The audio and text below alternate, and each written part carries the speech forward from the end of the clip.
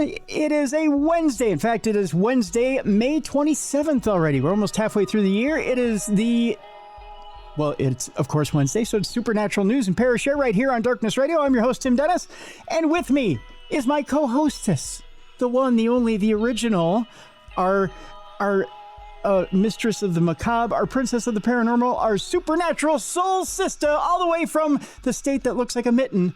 Here she is, Mallie Fox. Hi, Mallie. Hello. How are you? I'm good. How are you doing? Good. How was your Memorial Day? You know what? It was good. It was busy, but it was good. Yeah.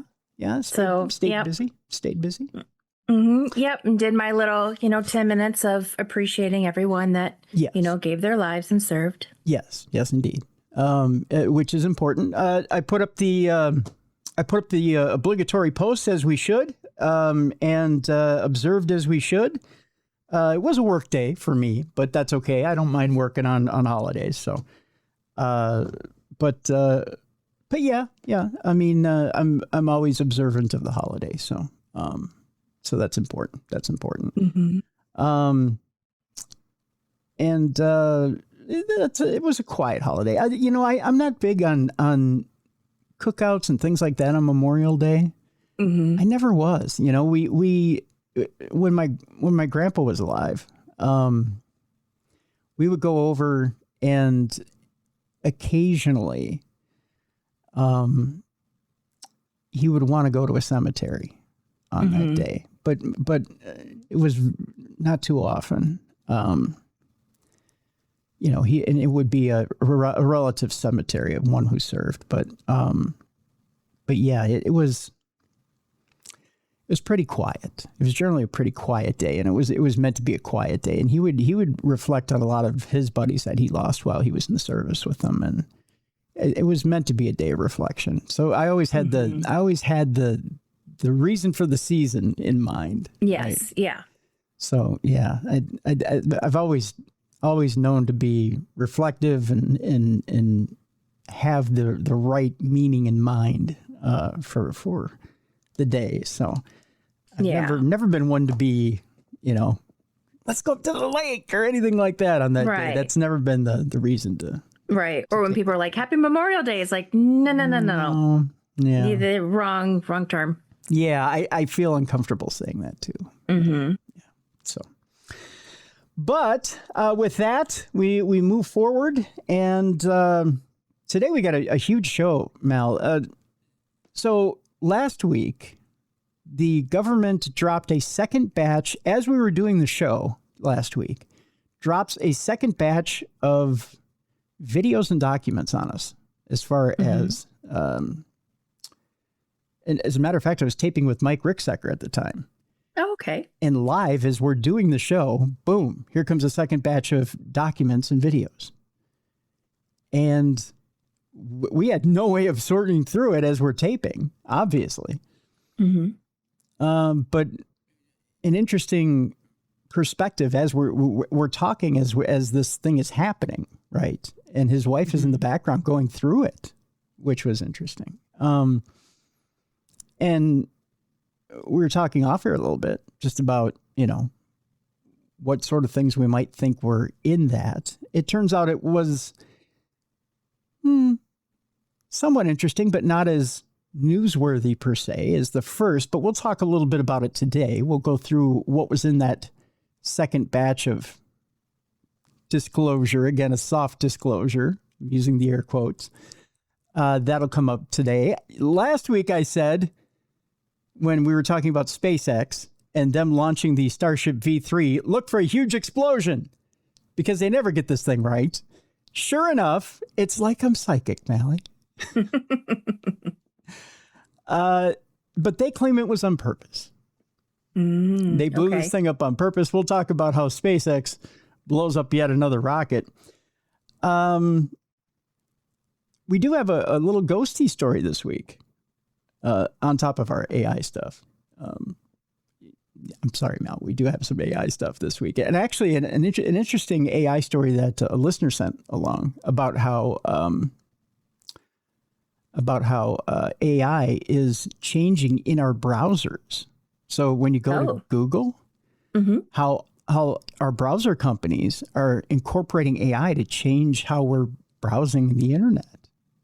Oh, which is kind of interesting. Yeah. Mm-hmm. So we've got that coming up today. Got one story from one listener about how a woman, last week we were talking about how a man had seen his twins being born while he was in a coma and actually had lived through that and then came back and was disappointed when the twins weren't there. They had yet to be born. Then they were born. So interesting story there. We have a story this week about a woman who lived an entire life in a coma and then gave birth and revealed her devastation when she awoke. So kind of an interesting thing about people living entire lives in comas, then coming back and realizing that life hadn't happened. It's an interesting phenomenon now that we're running into. A woman encountering demons while she had a harrowing near-death experience this week. We're dealing deep in the supernatural. We also have a story about ghosts in a pub and a story about how you might be happier in your life if you just focused a little bit more on death. Well, then you and I are good. I guess, right? We're happy, I guess. We're some of the happiest people on earth. Yeah. If that's the case. So that's coming up as well today. And our palate cleanser today is all about how if you just look up, Mallie, sometimes the dangers in life will solve themselves. Okay. All right. All right. So that's all today on the big show. But first, as I mentioned before, the government dropped a second batch of UFO videos and documents. A mere 2 weeks after the first files dropped, the government had released a second wave of secretive documents. For anyone with a passing interest in the UFO phenomenon, we certainly live in some interesting times, that's for sure. It wasn't long ago that we weren't sure if the promised release of Trump's UFO files would materialize at all. Yet now, within the space of just a few weeks, we've seen 2 batches being published online. The new files contain a significant number of reports concerning UFO sightings dating back 80 years, included are over 50 video clips and a number of audio recordings. One report details an account by an unnamed U.S. military officer who reported seeing orange orbs flaring up and down from a helicopter over the western United States in 2025. The sightings lasted over an hour and were accompanied by loud thuds, that's in quotes. They were oval-shaped, orange with a white or yellow center, and emitted light in all directions. He was quoted as saying, they also formed a distinct triangle before vanishing. Another document, an Armed Forces Special Weapons Program report dating back to the late 40s, details a total of 209 reports of orbs or objects that exhibited inexplicable capabilities. One object was observed flying away, then exploding. Interesting. The newly released video clips were recorded during numerous incidents and show strange, albeit often indistinct, objects captured on camera by military personnel. Exactly what these objects are remain unclear. With these new documents and videos, the people can decide for themselves what the hell is going on, Trump wrote in relation to the new release. He also wrote, have fun and enjoy. I don't know if this is something we're having fun with, but okay. Right, right. It's interesting. We'll put it that way. The files, by the way, can be browsed and downloaded at war.gov/UFO/. So, you know, I've been slowly going through them and seeing what's there. It's not something I have a ton of time to go through, but it's the thing that's kind of taken my attention lately because I want to see all what is there and what kind of tidbits are there. Mm-hmm. It's interesting. There's a lot of interesting stuff there. Mm-hmm. And a lot of stuff, if you're a history buff, I think kind of tickles your fancy. And nothing there that blows you away, mm-hmm. but things there that you go, oh, okay, this is interesting. This is fun, right? Mm-hmm. It gives you some perspective over the past 80 years of, you know, what's been out there. Scientists are coming out this week with all this stuff that we're seeing and saying that space missions could be missing signs of alien life. Now, what does that mean? Well, there's a chance that evidence of alien life has been under our noses for years and we've failed to see it, is what they're saying. Most people will be familiar with the term false positive with regard to search for alien life, which is when a result, such as an analysis of a soil sample on Mars, shows the presence of extraterrestrial organisms when in actual fact there are none. A famous example of this was when NASA's Viking 1 lander seemed to have detected signs of life on Mars, a result that is today generally believed to have been a false positive. But what if the opposite could also happen? A false negative, as it were. In other words, what if Mars rovers and landers have been sitting right on top of concrete evidence of alien life for decades, but every test has come back negative? That's a decent question. We should be aware of these false negative results, said astrobiologist Inga Losden Kate is her name, lead author of a study investigating the consequences of such a scenario. It means there are shortcomings in recognizing the existence of life. These shortcomings are not yet high on the research agenda. 10 Kate, it's Lowe's 10 Kate is her name. They didn't capitalize 10 Kate at the end. 10 Kate and colleagues are now advocating for new research strategies designed to assess the risks of potential false negatives and how to address them.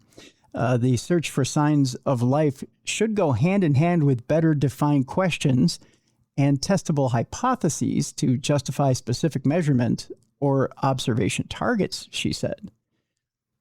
Okay. But are they stretching? You know, I mean, it's one thing to say, I mean, now that all this evidence has come out on film from the government, are scientists backtracking and trying to, you know, are they doing the CYA thing, Mallie? Are they trying to cover their ass and say, well, maybe there were false negatives. Maybe we got it wrong. Well, it wouldn't be the first time the government tried to cover their butts. Right. Or even scientists, right? I mean, it's you know, well, maybe we missed the aliens that were right under our nose. You never know. I mean, to me, it seems kind of, I don't know.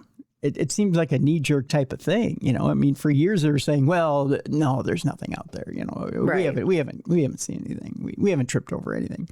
Now it's like, well, maybe they were hiding under our nose and we didn't know. I mean, you never know. I mean, just settle down. You know? Yeah, just settle.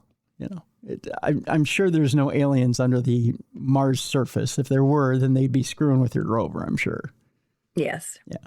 I mean, we'll find out.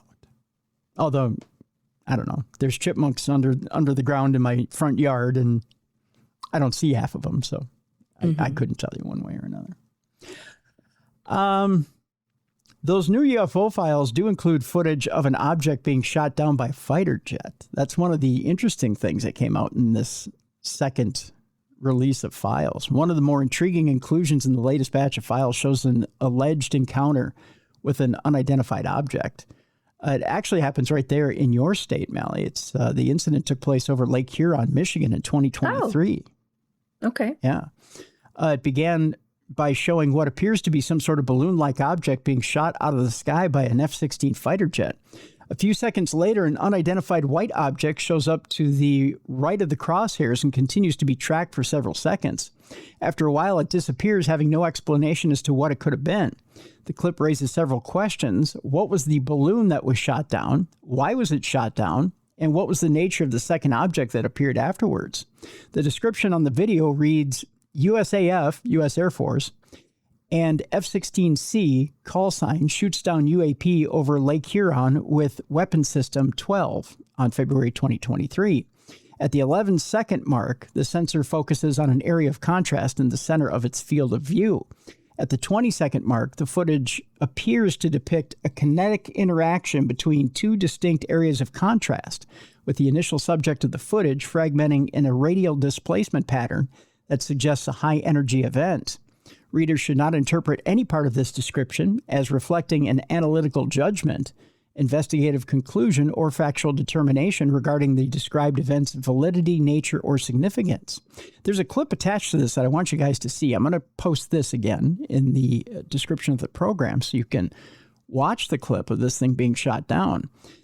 When they say balloon, they're using this loosely. Okay. We'll put it that way.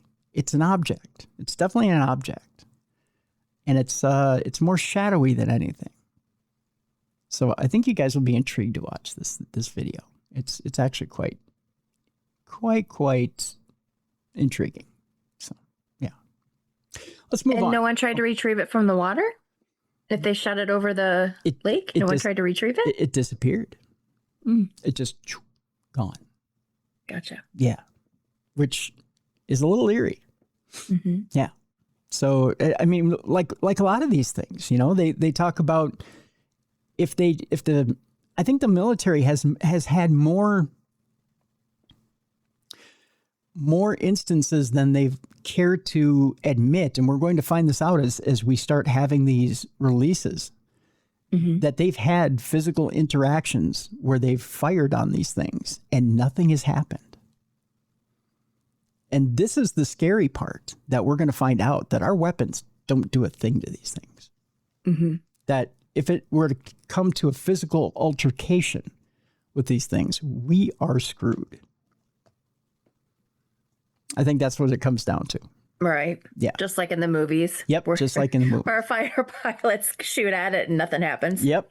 It eats our military and our munitions. It eats our munitions for breakfast. And just keeps coming. I think that's part of, and you know, there's a reason why Hollywood got that and put that on the screen, because it's a real life thing. That, you know, right. They just took real accounts and put it on the screen. You know, there was a rumor for years here, Mal, that Spielberg was only taking real accounts from the military and putting it right up there on the screen. That's all he was doing. That's why I'm so intrigued to see Disclosure Day. Well, I started seeing the previews for it. Yeah. Doesn't it look interesting? You know, there was one clip, and I was going to play it last week, and I didn't. But the clip essentially was one of the actors was on Stephen Colbert. No, it wasn't the actor. It was Steven Spielberg himself that was on Colbert, the last week of Stephen Colbert. And he himself says, and he tips his hand as to what I think Disclosure Day is about, the very big reveal.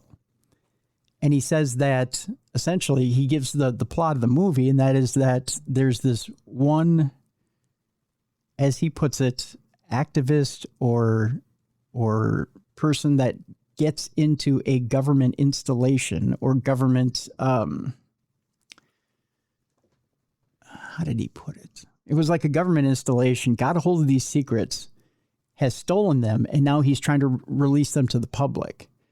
And he, along with a female companion, who have these powers, but they're not superpowers like Marvel superpowers, but they're powers that are associated with love. It's a huge tip that, to me, says that this guy who stole them is probably an alien-human hybrid. Okay, so he's going to introduce the idea that alien-human hybrids exist. It's just the way he put it. It's the way he put that whole thing together, that these two have these powers that are associated with love, and he's going to somehow bridge the gap and put the secrets out there to the public and bridge the gap between aliens and humans. So I think that's what essentially the plot's going to be for this movie. And that's going to soften the blow, and then the government will come forward and drop that final piece. I really do think that this is just a prep piece for a hard disclosure from the government. Right. Yeah. And I don't know a better way to put this, but I really do think that Spielberg's been working hand in hand with the government the entire time. From Close Encounters. I wouldn't be surprised. Oh, sure. From Close Encounters to E.T. to now. You know? I mean, who didn't fall in love with E.T., right? Right. I mean, there's a reason why that movie went the way it went. You know? And even when this last not the last Indiana Jones movie, but the one before, actually the last two have had something to do with aliens and crystal skulls and whatnot. There's been something in there that has leaned towards an alien agenda. So, I mean, he's still pushing the agenda. Right? Mm-hmm. To me, that says that he's working in lockstep with the government to try and get that information out there. All right. I had told you last week, SpaceX had the launch of this Starship V3. Now, SpaceX and Blue Ocean are both in competition to get the contract from the government to be in the next, I believe it's in the next phase of the Artemis program. And the idea was that if SpaceX had a successful launch of the V3, that would put them in the lead to get the contract from the government. Well, you tell me if this was successful. They claim it is. They claim they did this on purpose. SpaceX's Starship V3 launched successfully. It was a great launch, but then kaboom, there was an earth-shattering kaboom, Mallie. They claim they did it on purpose. The latest and greatest rocket designed and built by Elon Musk's SpaceX soared into the heavens on Friday evening. By the way, there's never a dull moment for those following along the progress of Starship V3, that world's largest and most powerful rocket in the vehicle that could perhaps one day soon see the first humans in history make the trip all the way to Mars. For now, however, actually getting this enormous machine into space has been the priority. And when it launched on Friday, it managed to do exactly that, making another success for SpaceX and another step towards the vehicle's use in day-to-day missions.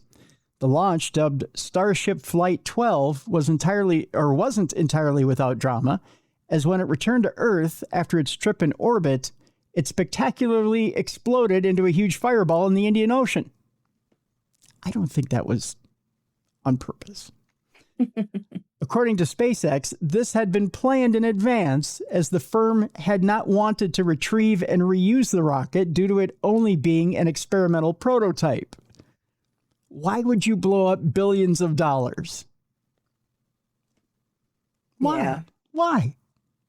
Another issue also arose during the flight when one of the rocket's Raptor engines stopped working, requiring the others to operate for longer to compensate.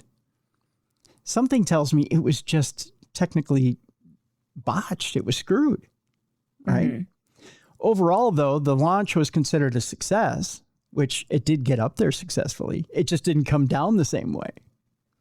SpaceX is currently working to get ready for the next Artemis mission that will test out docking maneuvers between the Orion capsule and the HLS human landing system, which, if everything goes to plan, will be provided on schedule by Blue Origin or SpaceX or both. In the end, though, only one will actually be chosen to fly to the moon as part of Artemis 4. With the success of this latest SpaceX test flight, I think that we'll use that loosely. I don't call it a success. Mm-hmm. There's every chance that Elon Musk's ambitious firm will be the one to carry the astronauts to the lunar surface and back. Do you really want to chance astronauts' lives with something like this? I don't know that I want to. What was wrong with the capsule that took our astronauts this last time? There were no issues. Right. That was built by multiple firms, including Boeing. There was not one issue. We all remember Challenger. Yeah. Right? Yeah. And it seems like everything SpaceX builds is Challenger.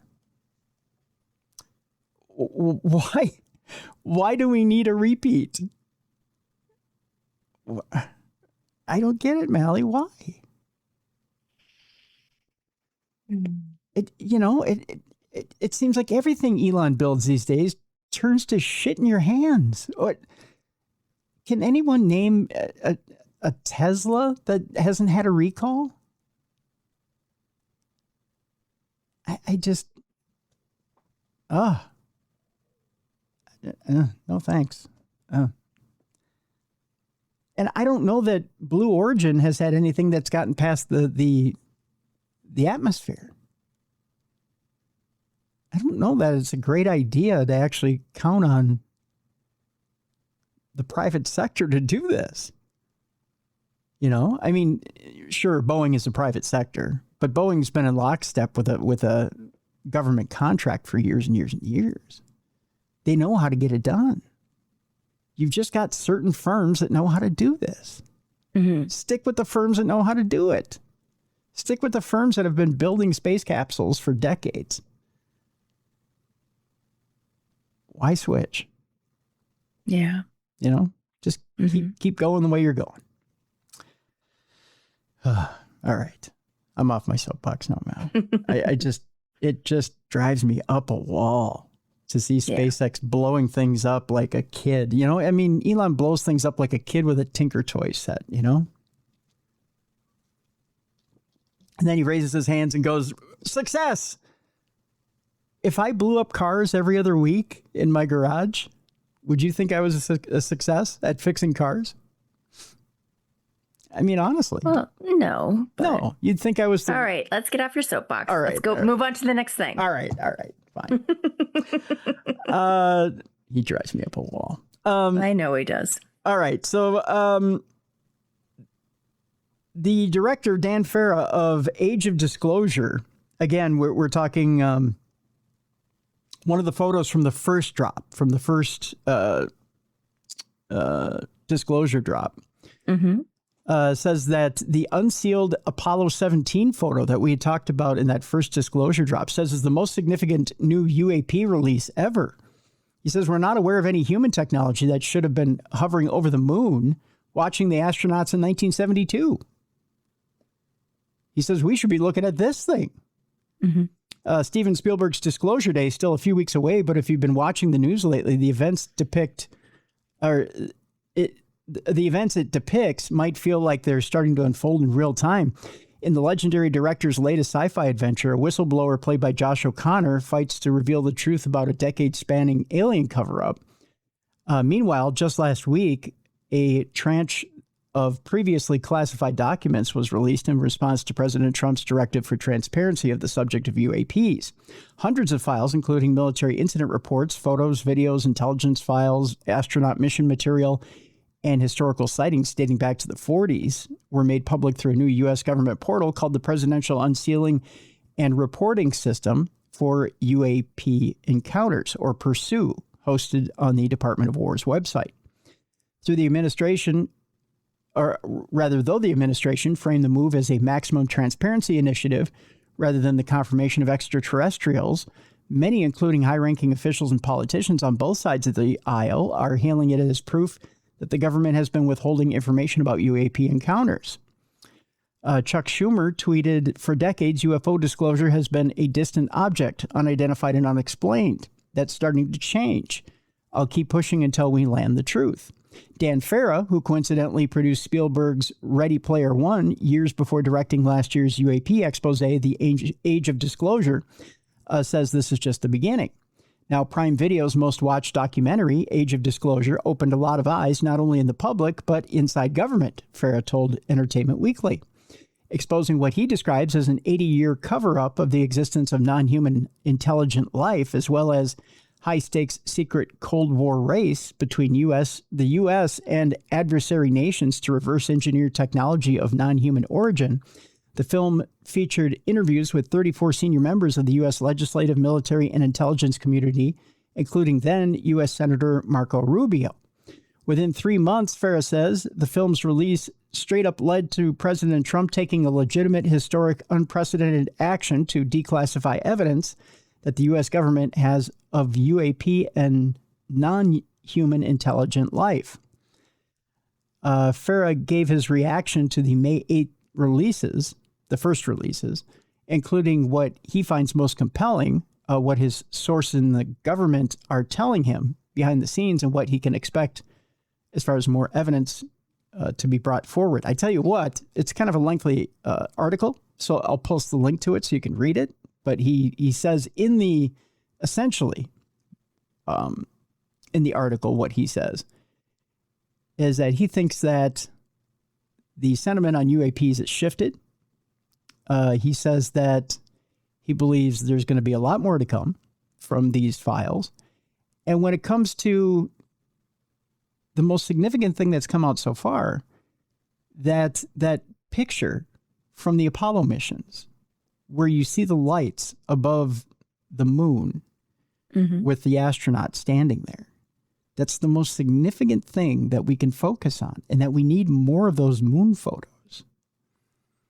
And we need more from the Apollo mission. He says he thinks hands down the most significant evidence released in that first tranche on May 8th is an image that appears to be of a triangle craft hovering over the moon during the 1972 Apollo mission. He said, when I was making the age of disclosure, a number of high-level officials I interviewed told me that they had seen that image, but that it had never been released to the public, and had hoped it would eventually get out.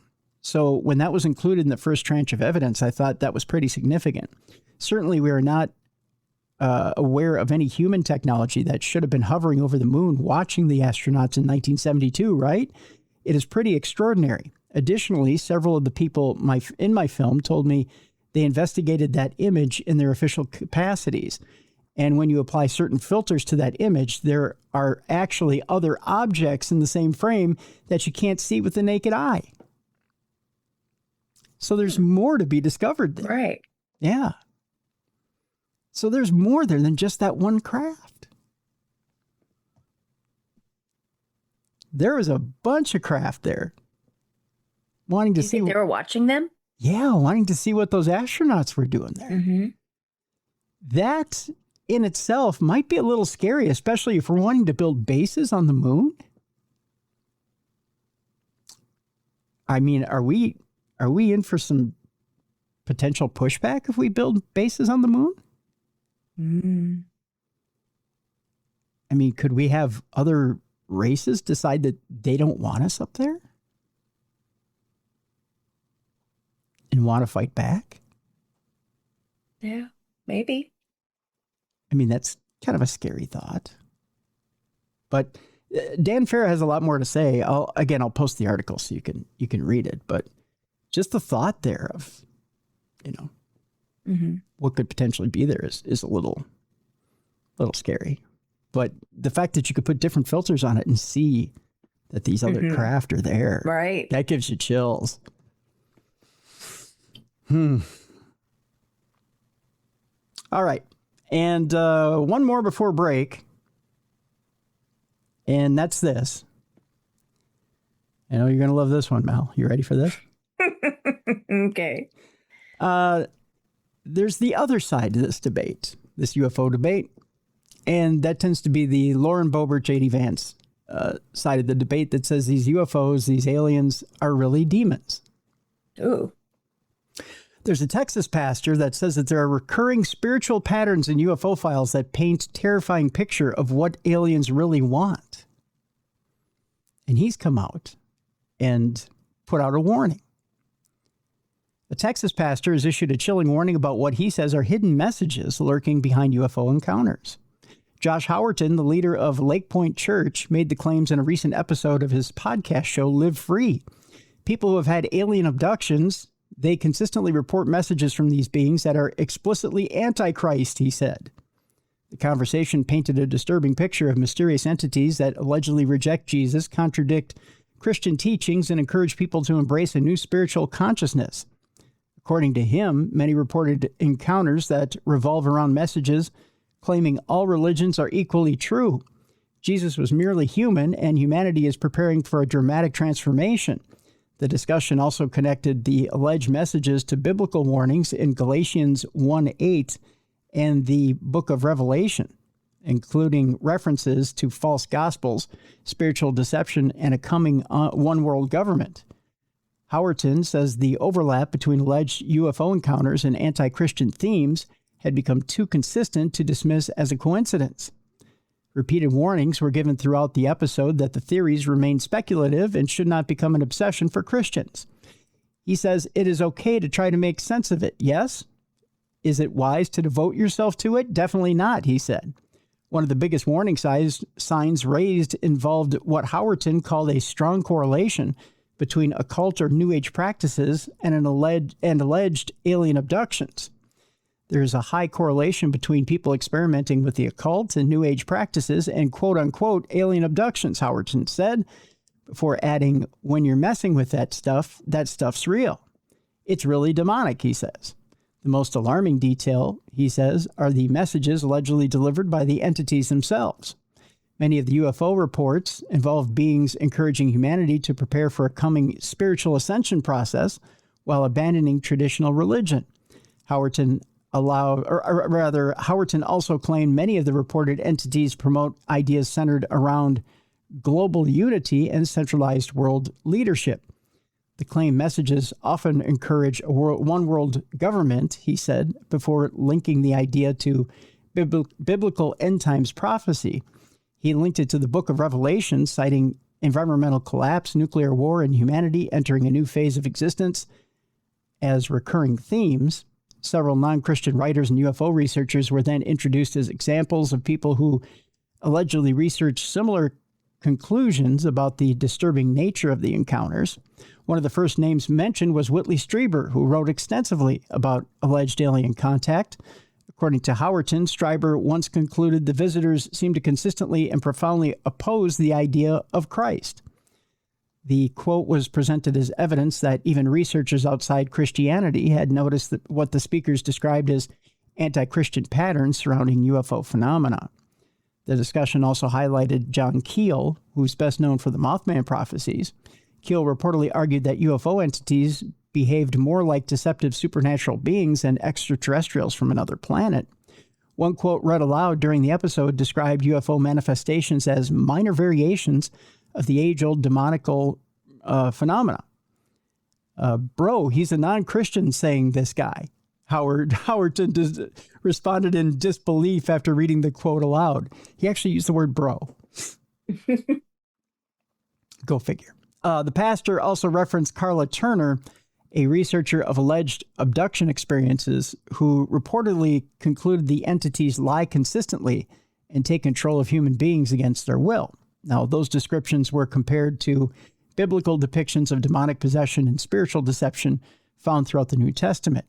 The most dramatic part of the discussion came when the conversation turned to reports of encounters allegedly ending with after people invoked the name of Jesus Christ. I'm glad he brought that up. A story shared during the episode claimed some abductees saw terrifying experiences abruptly stop after praying, singing hymns, or crying out to Jesus.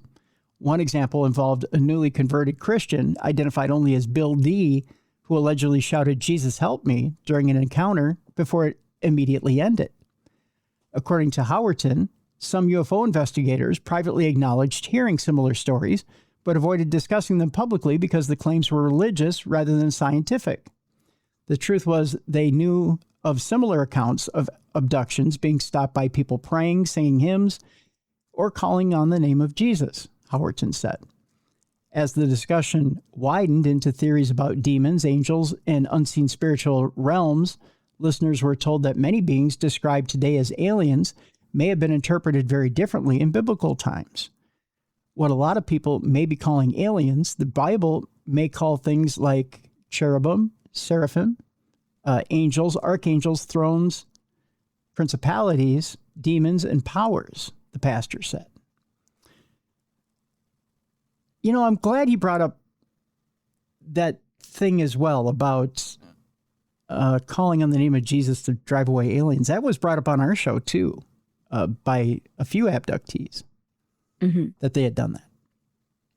And that had seemed to work, or it had stopped potential abductions from happening, which is odd. It's an odd thing. And I'm surprised it's not a tool in the tool belt of groups like Opus. They don't tell you to do that. But it's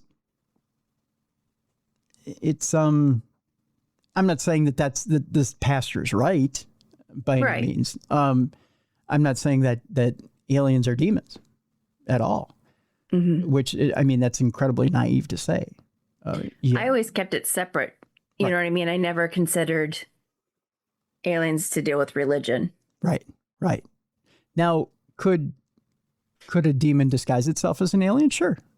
Why not? Yeah, I could see that. Yeah, it could happen. But are all otherworldly intelligence demons? No. I don't think so. And the things that are showing up on the moon, are they? Probably not. So it's intriguing. I'll tell you that. This whole thing is very intriguing, Mallie. My ears are perked up about the entire thing. Mm-hmm. It's an intriguing time. I'll tell you that. We seem to be surrounded in the universe now. It used to be we're all alone in the universe. Mm-hmm. Now all of a sudden, all this stuff is making itself known. So, kind of exciting stuff. All right, we're going to take a break. When we come back, Japan is making a robot wolf, and it's selling out in record droves. We'll tell you what that's all about when we come back. Also, search engines are getting an upgrade, an AI upgrade. We'll tell you how that's going to affect how you search the internet. A woman has encountered demons during her harrowing near-death experience. We'll tell you about that as well. We'll also continue the coma story about how people are slipping into comas, living entire lives, and coming out disappointed, only to find out that they forecast their lives. Interesting moments. We've got the moment aboard pub ghost prank happens to a staff by chucking signs around and smashing bulbs. Unruly ghosts. That's always fun. And we'll also tell you why you might be happier if you just obsess about death a little. There you go, Mallie. You just need to obsess about death a little. Makes for a happier life. I collect mortuary and mourning jewelry, so hey. I think I got it covered. You must be the happiest person on earth. Yeah. And a little bit later in the program, we'll tell you why the Great Pyramid might be a little more resilient to earthquakes than you might think. I would say it's a big stone thing in the middle of the desert. That ain't moving. It ain't going anywhere. Yeah. I might have just solved the problem for you. We might get to skip that story. I might be a genius. And our palate cleanser today is simply this, folks. Sometimes when life has got you down, you might just have to look up, and that might solve the problem. It's just a little hint. So there you go. Supernatural news and Parashare with your buddies Tim and Mallie on a Wednesday right here on the best. Oh, by the way, get us your Parashare stories, tim@darknessradio.com. Or go to the website, leave us a voice note, or just send us a video. Like if you got a studio, just like the one I'm sitting in right here. Send us a video. We'll air your video message. One of three ways. There you go. Supernatural news, Parashare. We'll see you in just a moment. We'll get back to these stories right here on the best in paranormal podcasting. This is Darkness Radio.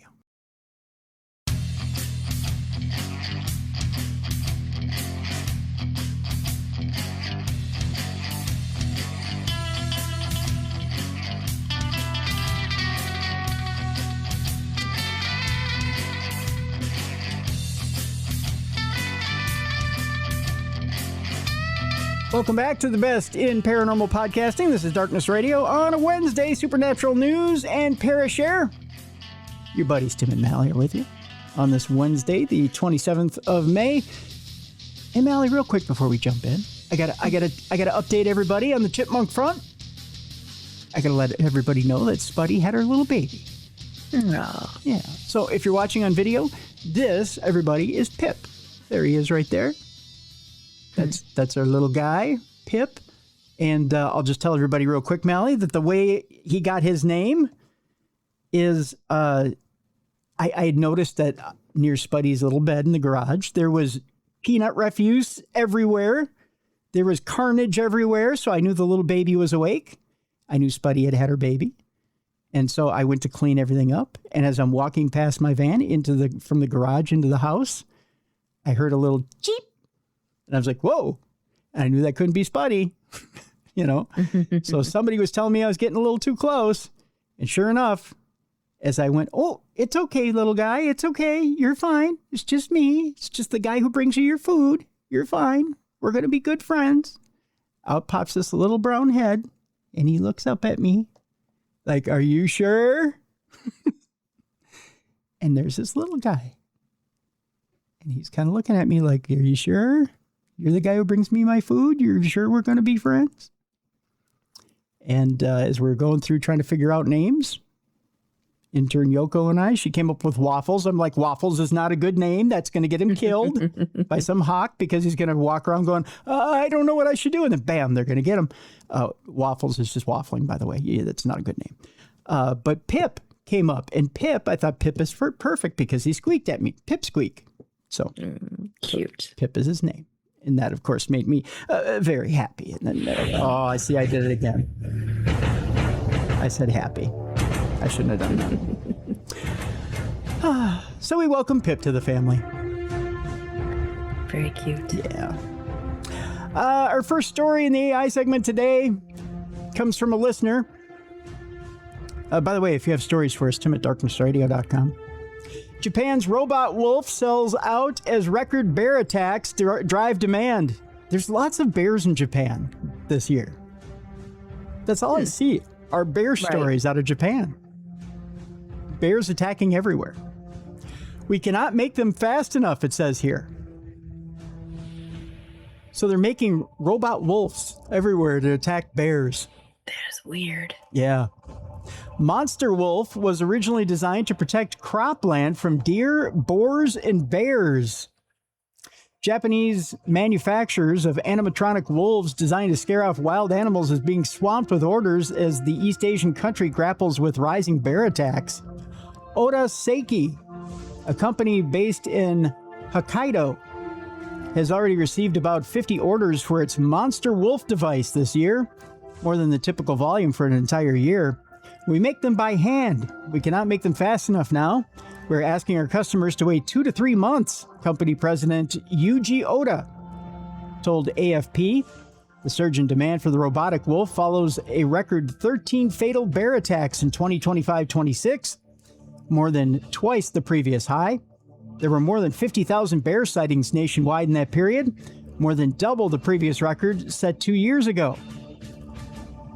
The animals were seen entering homes, roaming near schools, and rampaging through stores and hot spring resorts on almost a daily basis. Boy, these things have gotten comfortable with humanity, haven't they? Or are they just running out of room? I think so. I think they're overcrowded in Japan. Yeah, and they've probably pushed into wildlands, and they're crowding out bears from their natural habitat. The number of bears captured and culled nearly tripled from a year earlier to 14,601, also an all-time high. In the month of April alone, some northern regions reported nearly 4 times as many sightings as all last year as bears emerged from hibernation. I think you're right, Mallie. I think they're pushing into their urban sprawl has happened in Japan, and they pushed into these natural habitat of these bears, and now we've got issues.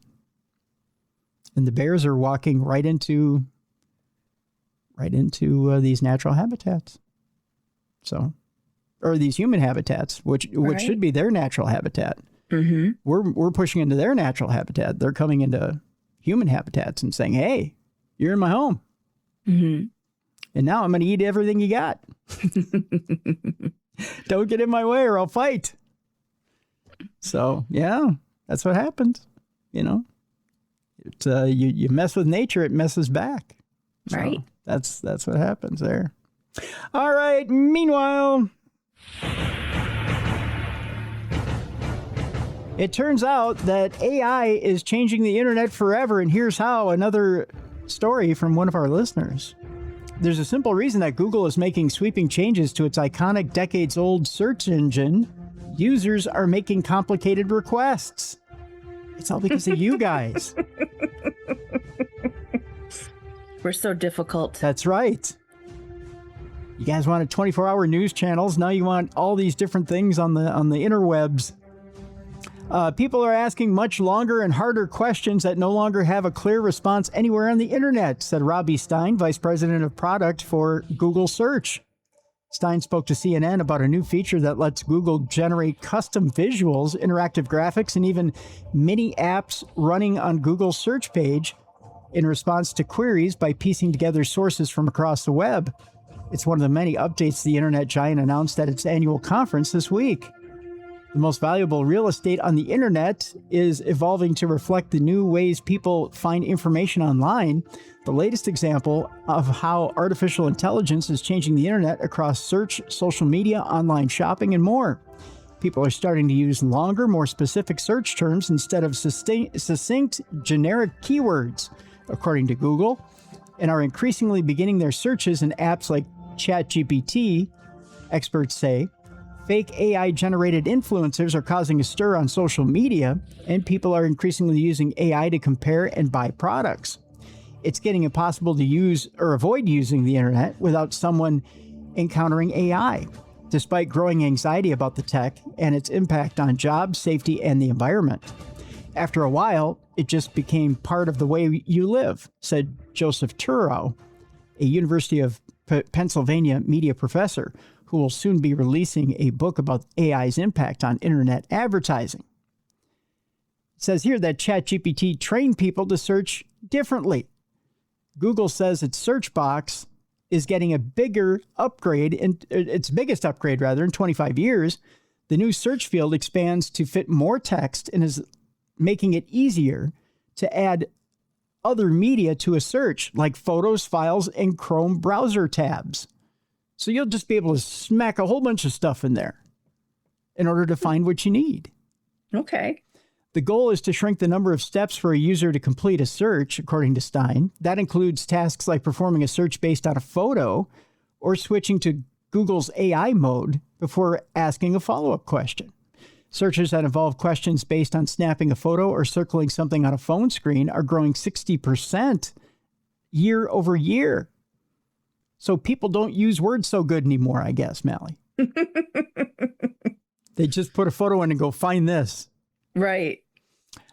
Searches in AI mode, or the version of Google tailored for back and forth interactions, have more than doubled every quarter since they launched a year ago. And AI mode queries are triple the length of a regular search on average. Why are you people writing books? It's not that tough.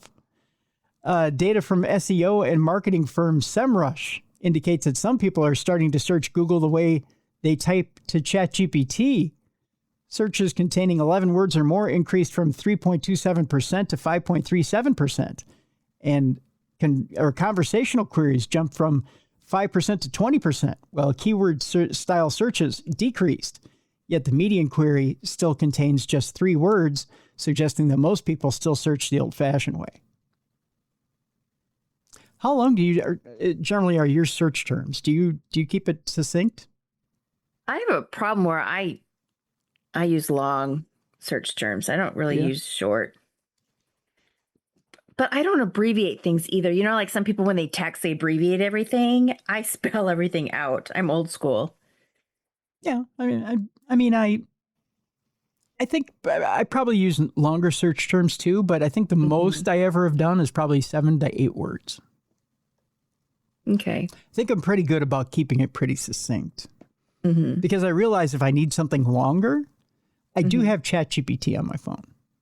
Oh, yeah. So if I need to have some sort of a conversation about something, I'll throw it in ChatGPT and see what they can come up with. And then if I need to come up with a shorter phrase to find something, I'll do that in Google.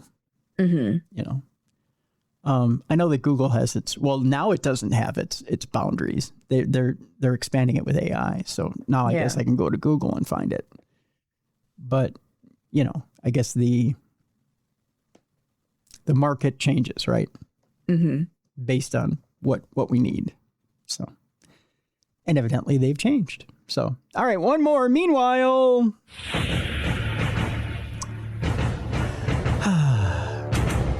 sometimes to catch a thief, Mallie, you got to become a thief. Okay. UK police told to use AI to help catch grooming gangs and child sex offenders. Doesn't that seem a little weird? Yeah. Because you know what? You can make an AI in order to catch those kids. The Home Office has announced a major £9 million funding package to equip UK police with AI-enabled tools to help identify and prosecute grooming gangs and child sex offenders. Ministers are urging police forces to deploy AI technology in the fight against grooming gangs and pedophiles. Officers across England and Wales will gain access to a range of AI-enabled intelligence tools through Home Office proposals, enabling them to examine vast amounts of data, interpret foreign language content, and spot connections and patterns among suspects. Supported by $9 million in funding, the technology will empower forces to bring predators to justice, regardless of size of local resources, according to the government. The Home Office has committed £100 million towards reviewing hundreds of previously closed cases and establishing a network to monitor online offenders. Officials hope the extra investment will build towards last year's enforcement figures, which saw 10,693 prosecutions and 8,681 convictions for child sexual offenses. That was in Europe. That's a little alarming. Yeah. Home Secretary Shabana Mahmood said the grooming gang scandal is one of the darkest moments in our country's history. While the most vulnerable people were abused and exploited at the hands of evil child rapists, there will be no hiding place for the predatory monsters who committed unimaginable crimes of child sexual abuse and exploitation. We will track down these vile rapists and put them behind bars. Jay Umer of the National Crime Agency has said, we will welcome the continued Home Office funding and support the NCA's vital work in tackling the highest harm offenders, whether they operate in our communities or online, and we will use the full force of our capabilities to protect children. Depending on what these tools look like, I mean, yeah, good on them for using the same tools that these predators are using, but it just seems weird to be, I don't know, fighting fire with fire, so to speak. All right. I told you there last week we were talking about a man who went into a coma. He claimed he was living a life while in that coma where he and his wife had twins. And he had become so attached to these twins that when he came out of his coma, he had asked his wife about the twins and how they were doing.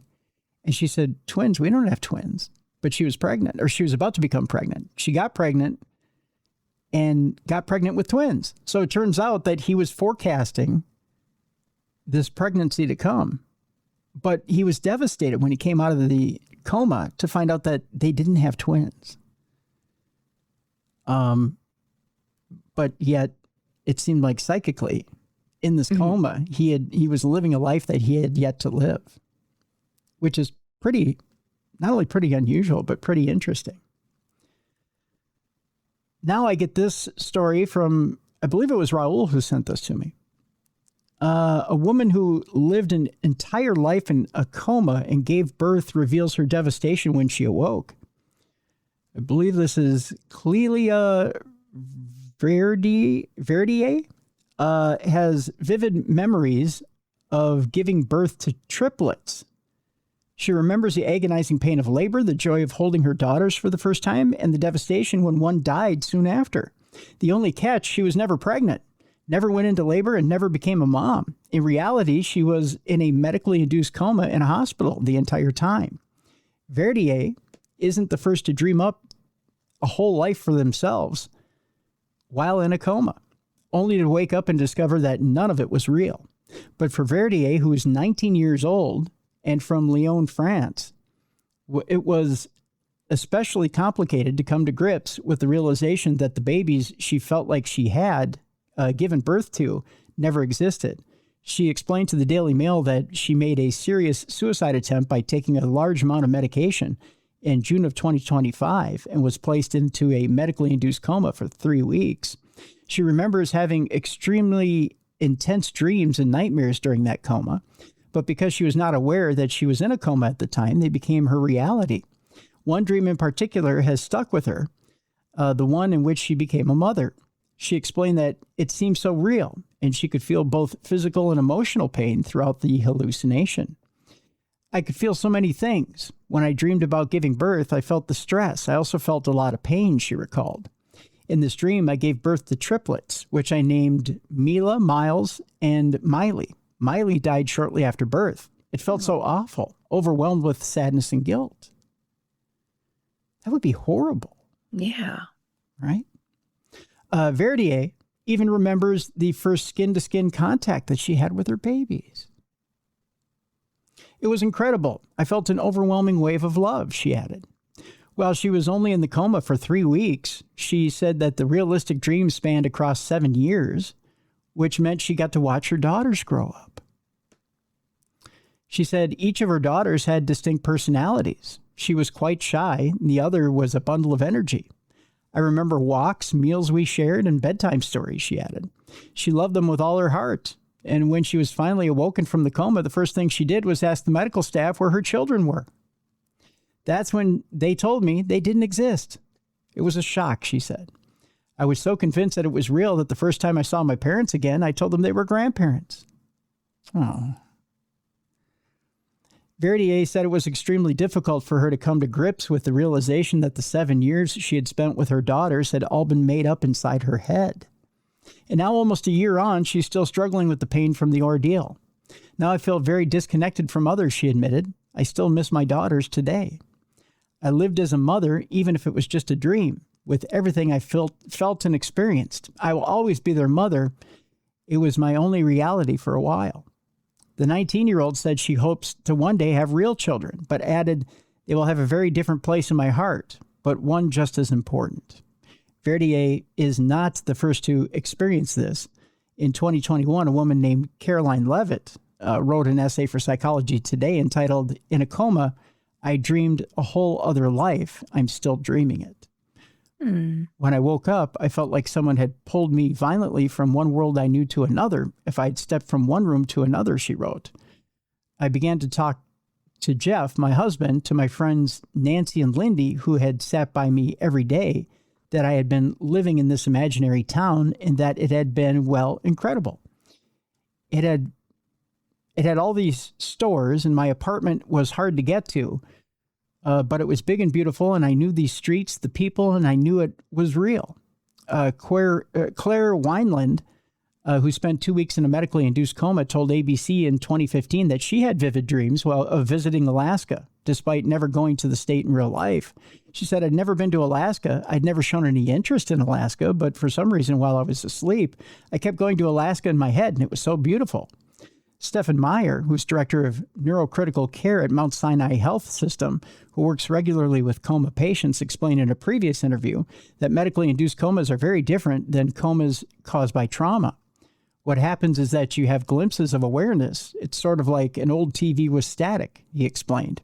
It's just a lot of fuzz until the picture comes on for just a minute, and then boom, gone again. What you end up with is a collection of disjointed, disconnected glimmers of awareness. That's incredibly sad. Mm-hmm. You know, when we talked about this last week, I almost thought that maybe this was in this coma, that maybe she had gone to like a form of almost like purgatory, right? Mm-hmm. Where she existed and saw her future. And maybe this was the case with this girl, Clelia. Maybe she is seeing the motherhood that is to be, and she's not seeing the forest for the trees, right? Mm-hmm. Maybe she's saying, well, maybe when I'm a mother someday, it won't be this. I'll be a mother, but it won't be the same because it won't be what I had when I was in that coma. But she's not, taking it for what it is, that maybe it was a glimpse into the future and she has something bright to look forward to. Mm-hmm. I don't know. What do you think? Well, I mean, I definitely find it interesting with the guy that it kind of foretold like his future. Mm-hmm. I mean, it happened afterwards. With her, I find it fascinating how it was like with her being in a coma for only 3 weeks. In her coma, it was like span of 7 years. I mean, to me, that's interesting. Yeah. Yeah. I mean, that's a long time a long time of dreaming, a long section of her life to have lived through in just 3 weeks, right? Mm-hmm. Yeah. And a long glimpse to get makes you wonder, right? Yeah. Why did she get such a glimpse of life and then have it yanked away from her? Mm-hmm. Is there some message she needed to get in order to bring her back and make her refocus? I don't know. I don't know where her life was before that, right? Yeah. And with the thing with the Alaska, I'd never been there. Yeah. The other person, I would be curious to know if that person was able to like name like towns and other people and stuff, and then see once they got out of the coma to see if there was actual facts to it. You know what I mean? To kind of like compare. Yeah. Yeah. Because that would be interesting. Because I'm always fascinated by like people who wake up from a coma and they can speak another language. Yes. Yeah. You know? Yep. So maybe there's like something if this person was in a coma and had never had anything to do with Alaska. And then all of a sudden their dream, because they lived in Alaska, they could name these towns, these neighborhoods, these people that lived there, like all of these things, and see if it was like maybe like an out of body or a past life or I don't know, something. Or even customs of like maybe Native Alaskans. Yeah, just something. Yeah. I mean, that would have been interesting. Yeah, completely. Speaking of lives and of things, even comas or near-death experiences, our next story has to do with a woman who encountered demons during a harrowing near-death experience. A woman who was placed in a medically induced coma experienced something she would never forget. Kathy McDaniel, a Catholic from California, still vividly recalls the wild experience she went through while unconscious during a brush with death more than 25 years ago. She was 53 years old at the time and had been placed in a medically induced coma, again, another one, for 18 days after her lungs failed while suffering from pneumonia, which she remembered from this time is harrowing to say the least. She said, I smelled something terrible. And then I started hearing shrieking and moaning coming from out of this fog, she recalled. I said to myself, this can't be good. Then all of a sudden, out of this fog came this booming voice that said, do you know where you are? I said, I hope I'm wrong, but hell? And the voice boomed back with this maniacal laugh. Oh, that can't be good. Yeah. Right? For what seemed like months, she was tormented by demons in what she described as a ruined land, or a ruined hellscape, rather, where she recalled being given impossible tasks and being sent to a frozen cabin with the souls of other women. Then one day, everything changed. She recalled ascending to heaven, where she experienced an overwhelming sense of joy and bliss before meeting her deceased fiancé. He told her that it was time for her to return to Earth. Then she woke up. Not surprisingly, the memories of all this have had a profound effect on her life. I'm certain that when I went to that place, for want of a better word, it was a manifestation that I had because I believed I would, she said. So there's been a lot of changes in the way I think, feel, and believe. So she believed she was going to go to hell and did? That's bad. Why would you believe in the first place you were going there? Exactly. Well, maybe she has some things in her closet that we're unaware of. Okay. Yeah. But then... But didn't you once say, though, that there was another guy or a person that thought that they were in purgatory and they had a list of tasks, like they couldn't... Something about unaccomplishable. Wait, what's the word I'm looking for? Tasks. Like they couldn't do the tasks. It was like the... Well, my grandfather, when he had heart surgery. Okay, maybe it was him. Because Yeah. I thought you talked about someone where they had these tasks, but they weren't, you couldn't do them. They were like... Well, he was frustrated because when he woke up from heart surgery, they stop your heart during heart surgery. And he had these tasks where he had... it was like all these bunnies in front of him, and he had to feed the bunnies, but at the same time he had to clean up their poop. So he couldn't get all the bunnies fed fast enough, and he couldn't clean up their poop fast enough, and he was frustrated. And he woke up frustrated. He woke up with this. He had this look on his face when he was in this medically induced coma, or this medically induced sleep, until he woke up. And then at that point, he woke up and he was just agitated. And he woke up and he was like, "Thank God I'm back." And I'm like, "Well, why, Grandpa?" He goes, "You wouldn't believe where I was." He goes, "I was in purgatory." I'm like, "How did you know you were in purgatory?" And he was a devout Catholic. And he explains that he had these 2 tasks. And he said, I could never catch up. I could never, I could never complete my tasks. I'm just glad I'm here. And you could tell it was alarming to him that he never wanted to go. He said, "I never want to go back there." Mm-hmm. And I said, "Well, what would make you think that you go back there?" And he said, "Well, I just hope I don't." Okay, that's not a lot of hope, right?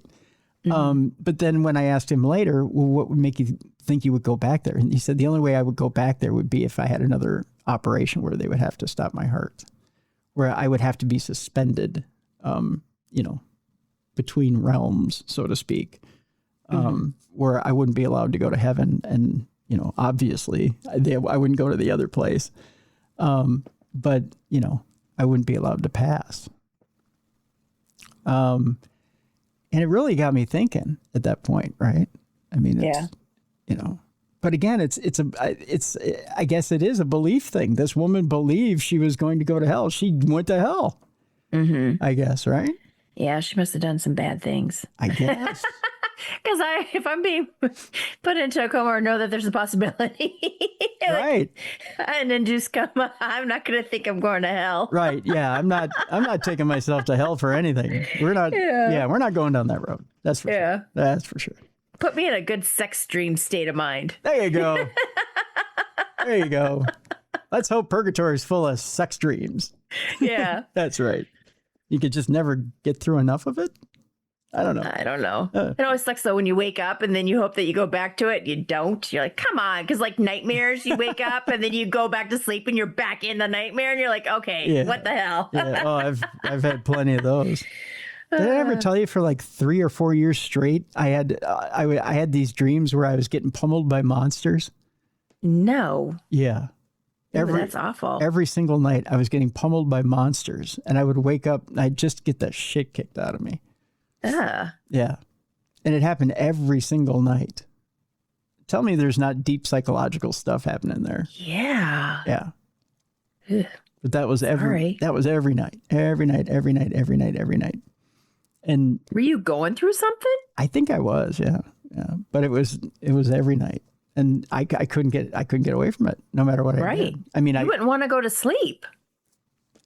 I had to. I mean, eventually you collapse, but I know, but you'd be like dreading bedtime. Yeah.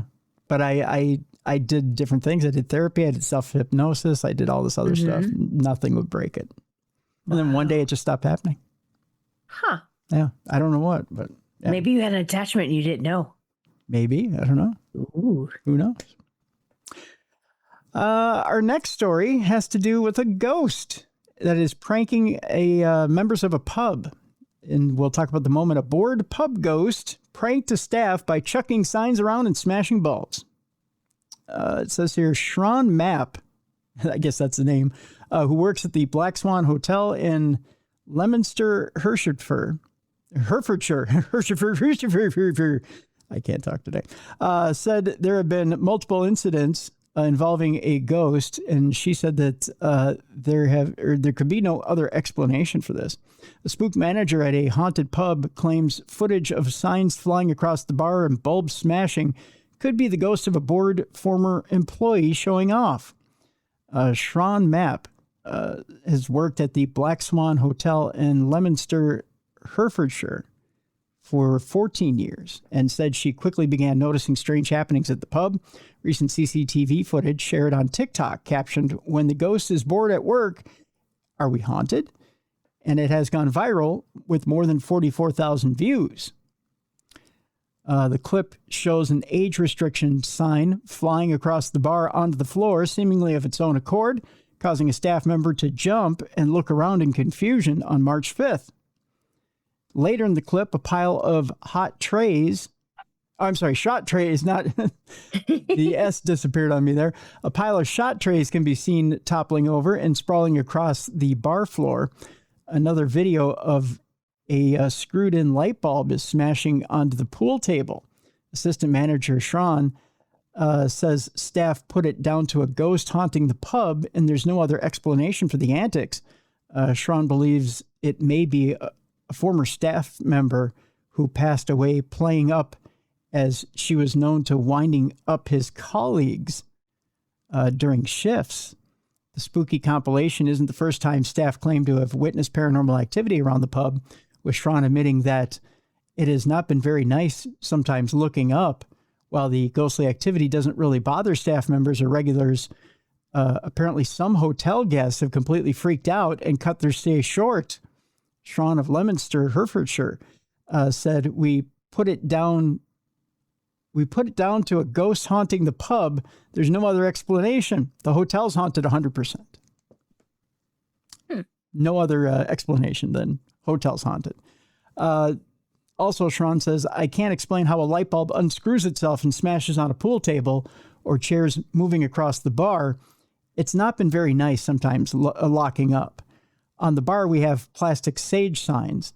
It's been on the wall of the bar for years and hasn't been touched or anything, and it just comes flying off the wall and goes straight across the bar with no explanation.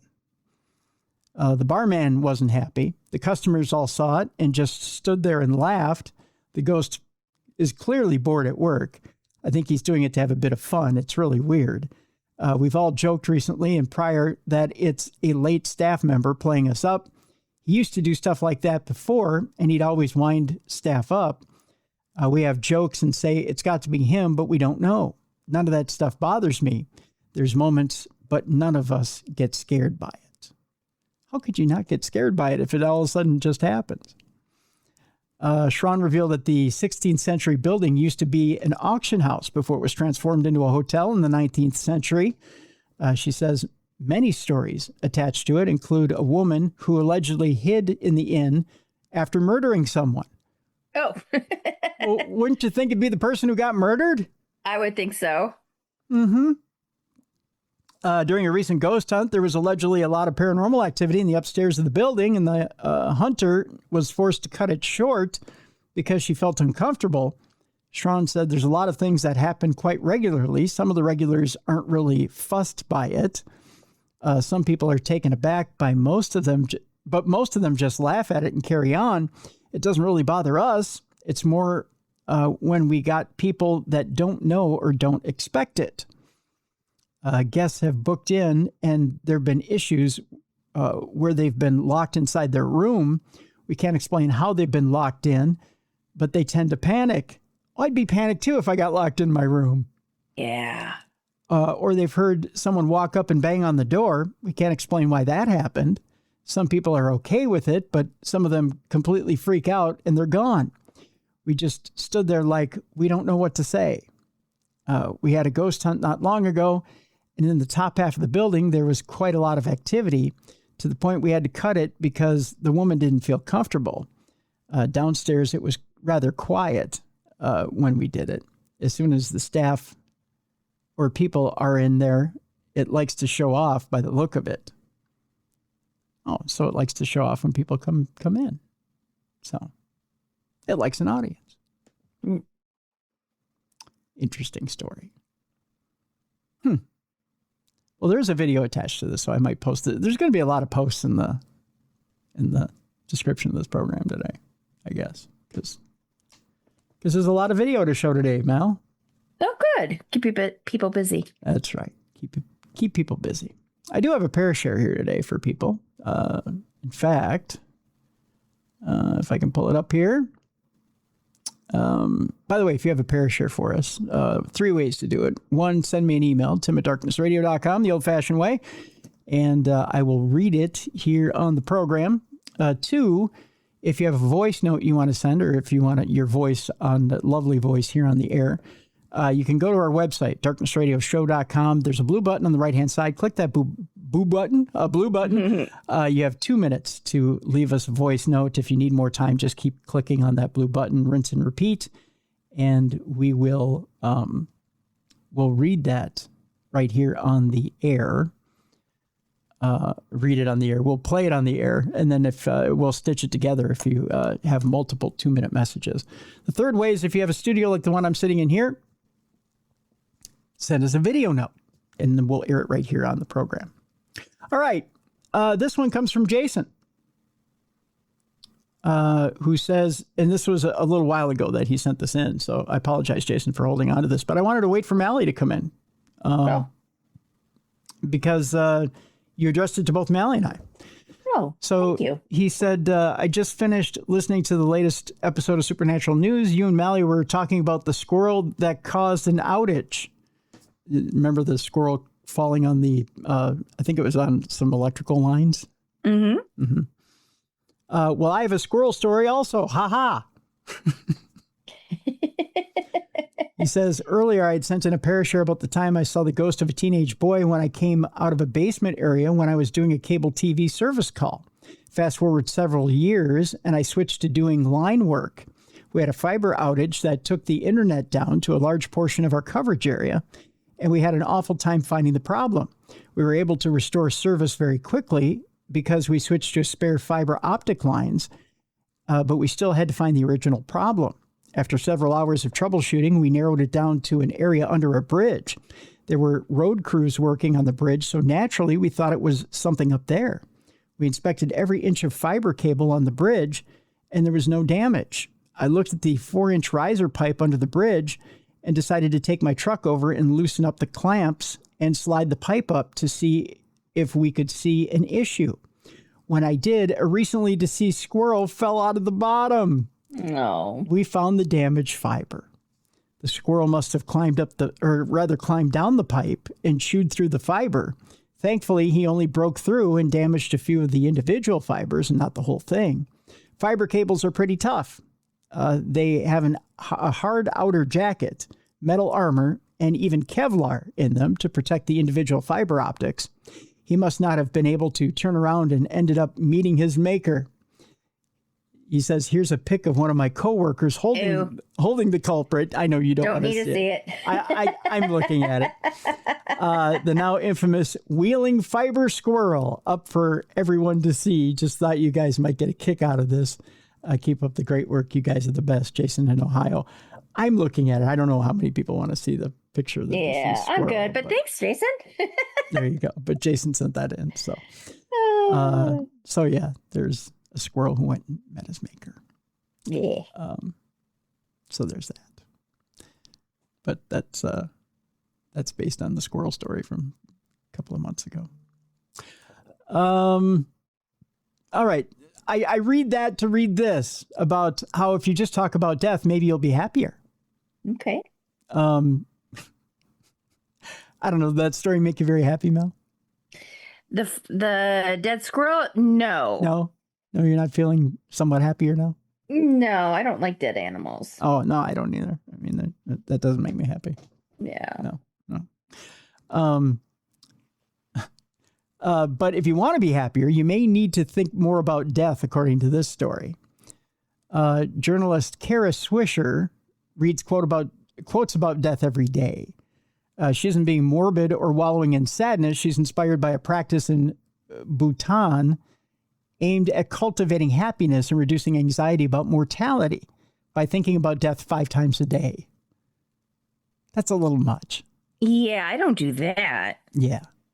In the search for a long and happy and healthy life, thinking about death may seem like it would divert you from that trail, but research suggests doing so could play an important part in helping you along the journey. Thinking about mortality helped people better tune in to positive emotions, according to a 2007 study. Another study in 2017 found a link between talking about death and relief from anxiety about it. The problem is that many people, especially in the U.S., avoid acknowledging, thinking, or talking about death and dying, which can make them more fearful and less prepared to handle the inevitable end of life, said Dr. Brian Carpenter, a professor of psychological and brain sciences at Washington University in St. Louis. When you accept death, it promotes community. It promotes meaning, Swisher said. You're not going to be here forever. What are you going to do with the time you have? I'm going to party like it's 1999. That's what I'm going to do. Aren't we all afraid of death is the question. Well, it may feel like the fear of death is built into the human psyche and everyone experiences it, but that isn't necessarily true, said Dr. Aaron Emery to Bercio, I believe, a geopsychologist. Yeah, and professor of psychiatry and behavioral sciences at Rush University in Chicago, to say that every human fears death is not accurate because lots of folks don't actually fear the ending of life, Emery Tiburcio said. But most of us fear the suffering that might come near the end. Part of that fear may come from cultural understandings that people have around aging at the end of life, she added. When younger generations don't have interactions of relationships with older adults having vibrant lives, later chapters of life can be stereotyped as a time of pain, difficulty, and loss, Emery Tiburcio said. The more people carry a fear that aging is only negative, the worse their experience can be. If I focus on that fear, I'm not likely to take care of myself, she said. Focusing on the things we can control also goes a long way. On the other hand, a good outlook on aging may result in a healthier and longer life. A groundbreaking 2002 study found that people who had positive perceptions on their own aging were more likely to live longer. Embracing a positive perspective on aging doesn't mean erasing the difficulty of illness, a slowdown in abilities, or loss of loved ones. Rather, it requires appreciating the full dynamic experience of life. Bereavement absolutely can be painful, and watching your loved ones suffer can be painful, but it's also an opportunity to say all the things you want to say, Emery Tiburcio said. It's also an opportunity to be able to leave a legacy. It's an opportunity to leave behind whatever is important or isn't important to you. But you don't have to get to a place where your fear is completely gone to start reflecting on mortality, Washington University's Carpenter said. There's nothing wrong if you feel afraid of dying or afraid of death, he said. The second step is to figure out, well, what do I do with those feelings? How do I take that fear and make something positive out of it? Being afraid to talk or think about death can leave people unprepared for the eventuality, both practically and philosophically speaking, Carpenter said. Preparation can mean putting your affairs in order, talking with loved ones about what you would like to happen after you die, and utilizing time you have in a way that feels meaningful, he said. That's because you recognize that you don't have forever to do what's important to you. Some cultures and traditions have structured approaches to conversations around mortality, questions around the afterlife, and practices around grief, while others do not. Going through those experiences when you lose a loved one and addressing them with your community, rather than sweeping the difficult feelings under the rug, may help you learn useful lessons about your own life, Carpenter said. It is why traditions around burials and memorials are so important. They look a lot different from culture to culture, but they have the same kind of goal, which is to acknowledge the death, to make it real, and to bring people together to celebrate that person and take care of each other during the difficult time. As hard as losing a loved one can be, it also provides a reminder to prioritize your relationships, motivation to act, and perspective on what really matters, he said. So the question is, how do you think about death without spiraling? Well, what does it look like to change your relationship with death without staring up at the ceiling awake at night with existential dread? I know there's probably a few people that do that in our audience. Mm-hmm. One way is to stop avoiding it. If you lose someone, turn toward your community. Talk about your experience and maybe join a grief support group, Carpenter said. If you haven't lost someone close to you, consider participating in death cafes. I didn't know those existed. I did not know that either. There are scheduled public meetups with no agenda, but offer free discussions on topics of mortality. Also important, however, is to stay in the moment, Emery Tiburcio said. Much of the anxiety around death and aging can come from trying to anticipate the uncertain future. Instead of focusing on what may come, use the motivation to appreciate the moment you're in now, whether just through changing your perspective or engaging in an intentional, mindful practice. We savor things that are fleeting, Emery Tiburcio said. That comes back to being in the present moment. Some good advice there. Mm-hmm. It's important to kind of keep one foot in the living and one foot thinking about the future, right? I mean, you know, you want to be prepared, but at the same time, you want to continue living and you don't want to stop living. Right. You know, but you always want to be prepared for whatever eventuality. Mm-hmm. You want to be present, though. Yeah, you definitely want to be present. You never want to stop being present. It's when you stop being present that you stop living. And that's a bad thing. You always want to be growing and changing.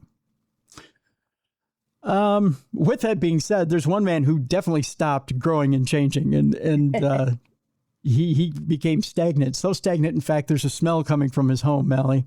Gross. We're going to Japan. We've been there once already today. A man was arrested in Kochi for leaving his brother's body at his home for 5 years. Yikes. We always have one of those stories that pop up every few years. Somebody leaves a dead person in their home for a while. Have you ever become so attached to someone? Would you become so attached to the mister that you'd leave him there in the home for a few years after he'd gone?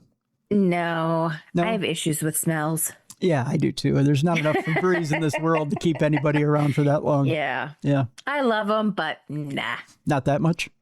No, I'm not a big fan on bodily fluids either, so. Yeah, there's that deal too. Yeah. Yeah. Unfortunately, decomposition's a horrible process. Yeah. He's told me stories by being a firefighter, and I've seen those crime scene people, those cleanup crews take photos. Blech. Yeah. No, thank you. No. Police in Kochi City have arrested a 60-year-old unemployed man of course he's unemployed, on suspicion of abandoning a corpse after he left his older brother's body at their home. Police said the body was skeletal and appears to have been left in the house for 5 years. That means all the fluid went, Mallie. Yeah. Nasty. Yeah. And then you think about the cycles with like the fluids, the bugs, what do you call it? Desleeving? Yes. Degloving. That's what it's called. Yeah. Yeah, just all that stuff. Goop. Maggots, tsetse flies. Yeah. He had them all.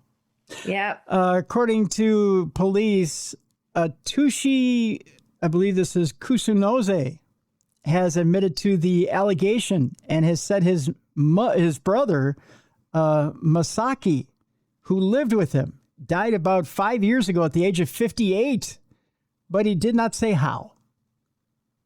You think there might be a little guilt on his part? Yeah. Well, was he a hoarder? Because like sometimes you hear the stories of like someone dies because they're a hoarder and they can't really find them. Yeah. Yeah, so he might be buried under garbage? Yeah. Oh, that could be. Yeah. I mean, think about the smell. We had a mouse die in our house once, like upstairs, and we could not find it. I think it was in the wall somewhere. And I mean, that stunk up the whole house. That could be. So the brother might have died in the wall? Person. What?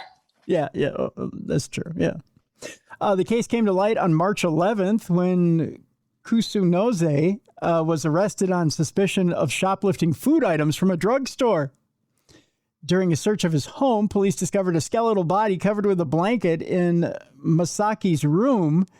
DNA testing confirmed that it was Masaki. That's how skeletal he was. They had to do DNA. Yeah. Oh.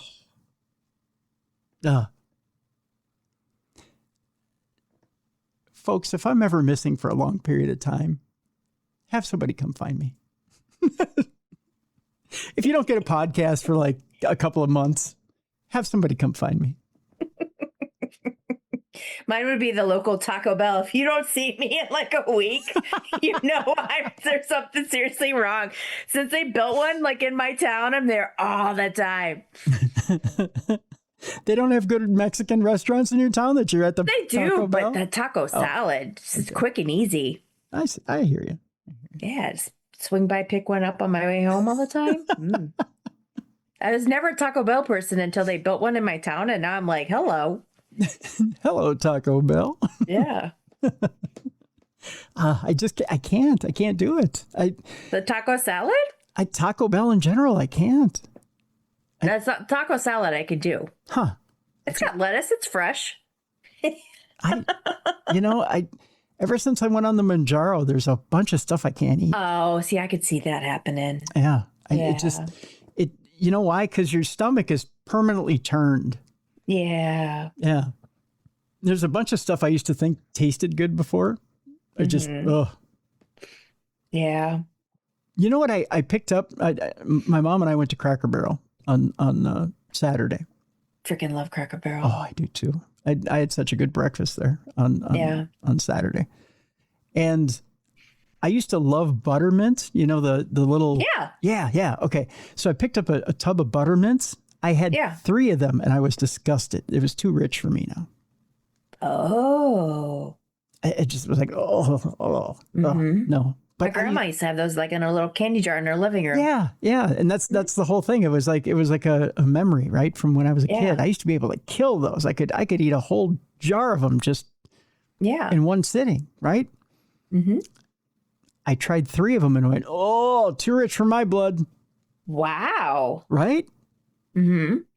I'm telling you, that's what these GLP-1 and 2s do. Huh. It changes you. It's just interesting stuff. It's probably good for the diabetes. Oh, yeah, really good. That's pure sugar. Oh, my sugars have been stellar. I mean, they've been absolutely stellar since I've been on that and Jardiance. That's good. Yeah. But it's just, it does something to the taste buds. Huh. It really does. It just, I mean, it's funny too. Like I used to love Dunkin' Donuts. I tell you, I could order a dozen donuts and go through probably 10 of them in one sitting. Right. I can't eat more than one donut. Too sweet? Oh, it's too sweet. Mm. Huh, weird. And I used to love the vanilla cream filled donuts. Oh, I probably could have ate 6 of those in one sitting. Yeah. I can barely finish one. Wow. Yeah. It's just too sweet. Huh. Too sweet. Interesting. But I just can't. I don't know what it is. It's I know it's the medication. Right. But I mean, thank God for it. Because I'd probably go back to being some sort of chow hound or whatever, but right. Yeah. But yeah, it's just, I mean, it just curbs everything. And I've heard that from other people too. Okay. Yeah. But I mean, thank God it took away that craving. It took away that, but yeah. That's good. But I look at a Taco Bell and I'm repulsed. I don't. And it used to be, I'd want to go to a McDonald's like 5 days out of the week. Right. I rarely go. Yeah. I would rather, you're going to laugh when I tell you this, I would rather have a really good steak at home. Yeah. Well, I think anybody would rather have a really good steak at home. Well, but I mean, seriously, I would rather have a really, really good steak at home than go have fast food now. And that's weird to me. It's weird because it used to be, if somebody would tell me, and I was talking to our friend Wayne D about this, because a lot of times we'll sit and talk about fast food. I mean, he's a fast food junkie, and he just recently got on a GLP-1. Okay. And I know we're getting off topic here, but I'll make this quick. But yeah, he was talking about fast food, and I'm like, dude, I don't have a craving for it anymore. I said, you'll find that out as you get deeper into the GLP-1 stuff, but right. I said, I don't crave it. I just don't. So I'll think about the money you're saving. Yeah. Fast food's expensive. It is. Yeah. But yeah, it's just interesting stuff. Okay, let's move on. This story is about a U.S. tourist who spotted a mysterious fin moving across the surface of Loch Ness. Something large was reportedly moving through the waters of Scotland's most famous loch back in April. This year is proven quite bountiful as Loch Ness monster sightings are concerned, with 5 official sightings having been recorded by the official register as in the first half of 2026. The latest occurred April 21st at around 7:55 a.m. as reported by Sarah, I believe this is Gabiza, a tourist from the U.S. who had been visiting the Highlands with her husband. What she saw resembled a white shark fin gliding through the choppy waters of the loch. That would mean it'd be a shark, not Loch Ness Monster. Yeah. The fin size was about an 18-inch triangle and was whitish gray, she told the official Loch Ness Monster sightings register. As far as how fast it was moving, I'm not really sure. I was on a bus riding by when I saw it. She said it seemed to be right in the middle of the loch, and it wasn't close to any shoreline. It was close to Loch Dock 4, before the Urquhart Castle, coming from Inverness, she said.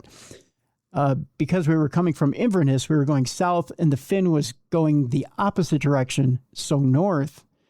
Exactly what she saw in the water remains unclear. Some believe it was that there really is a large prehistoric creature roaming the water of the loch, while others maintain that most sightings can be attributed to mistaken identity, whether it be wakes, local wildlife, or optical illusions. With no definitive explanation forthcoming, the mystery is likely to endure for a long time to come.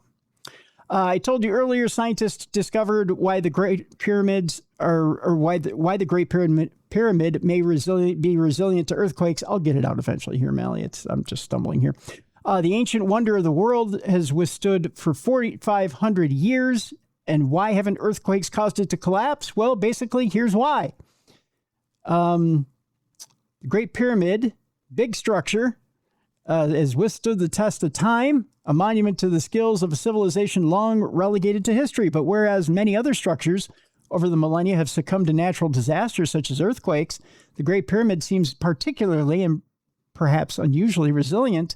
Now, according to a new study, this is because the ancient builders of this remarkable structure actually made it resistant by way of certain architectural features built into its stonework. By analyzing vibrations through the structure, researchers found that the series of chambers, known as pressure-relieving chambers, actually dampened seismic movement toward the top.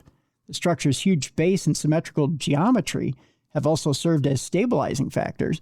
When an earthquake happens, the vibrations don't transfer through the structure the way you would expect, effectively protecting the Great Pyramid from the typical damage that it might normally occur. The discovery not only emphasizes the remarkable skills of the people who built it, but also provide important information that could help scientists understand how other ancient monuments have survived for thousands of years as well.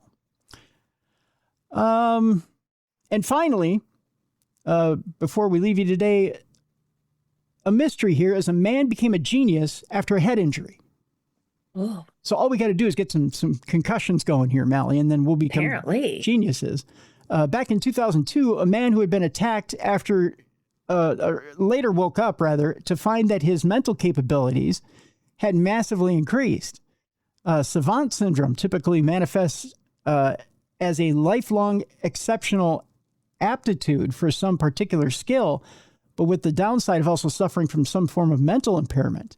Such individuals are usually born with this condition or see it develop very early in life, but in extreme rare cases, it is possible for it to appear later in life, usually due to some form of injury or illness. In this well-known case, 31-year-old Jason Paget from Tacoma, Washington, had been walking home from a night out when he was attacked by two men who struck him over the head. When he awoke the next day, he felt different and strange. It soon became apparent that he had developed a new level of understanding of the universe, perceiving everything around him in terms of geometrical relationships to pi. That is weird. It wasn't until several years later that upon undergoing a brain scan, he learned something that had happened inside his head when he was attacked that had shifted his perception and abilities. One side of his brain had been damaged. The other seemed to have been woken up to compensate. Scientists now believe that this phenomenon may be key to understanding what is known as acquired savant syndrome, a condition so rare that there are only 40 known cases in the world. Perhaps by studying such individuals, it will one day be possible to find a way to induce such an increase in mental abilities without the associated damage or downsides. So one day we may be able to wake that up in ourselves without having to knock ourselves over the head. That would be nice. And our palate cleanser today, I told you sometimes when you're in trouble, all you got to do is look up. Mm-hmm. Well, a mysterious roof and the poops that are on top of it actually led to a California man having a mountain lion encounter. sometimes you're in trouble when you look up. Mm-hmm. A California man who noticed mysterious feces on the roof, which, by the way, is the name of my new album, Mysterious Feces on the Roof, of his guest house, ended up in a close encounter with the source, which was a mountain lion. Bill Dabney said he spotted the unusual droppings on the roof of his guest house in Pasadena, and it was immediately clear that they were not from a bird. He said, I looked up and I saw poop on the roof. That's what he told KABC TV. It was like 4 separate stools. Oh my gosh, that mountain lion was up there a while. Gross. Yeah. Had some fiber. Yeah, he did. He ate a full bowl of cereal. He said that he presumed the presumed source of the mystery droppings soon made itself known. However, all of a sudden I look over and there's a mountain lion staring at me. The cougar's May 3rd visit, and it wasn't John Cougar Mellencamp, get it? That's an old joke, was recorded by his home security camera. He was in the position mode, like he was going to spring. Mm-hmm. The homeowner then fled indoors, and the mountain lion did not pursue.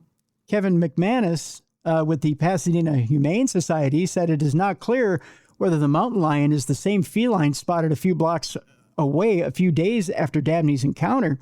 Mountain lions have been known to visit residential areas in Los Angeles County before. The mountain lion was caught on camera entering a home through an open door in Laverne in August of 2025, or one of them was, and another was chased off by a family dog in the same city in February of 2024. This one was just up on the roof. So there you go. So sometimes when there's poop on your roof, it ain't the dog. Okay. That's for sure. So that's your palate cleanser for today. Just a little word of warning if you're in Los Angeles. Gotcha. Yeah. With that, that is our program for today. Tomorrow on the big program, it's a little bit of a surprise. A little We bit, like that. A little bit of paranormal potpourri for you. We'll leave you guessing for tomorrow. So there you Perfect. go. There you go. But that'll do it for today. A couple of reminders for you. One, make sure your Darkness Radio app is updated for the Apple devices. 2, make sure you get your True Crime Tuesday and your Darkness Radio swag and support the show. And 3, again, make sure you're back here tomorrow for a new episode of Darkness Radio. For Mallie Fox, I'm Tim Dennis. Thank you so much for joining us today for Supernatural News and Parashare. And thank you for continuing to listen and watch us here on the best in paranormal podcasting. You've been tuned in to Darkness Radio.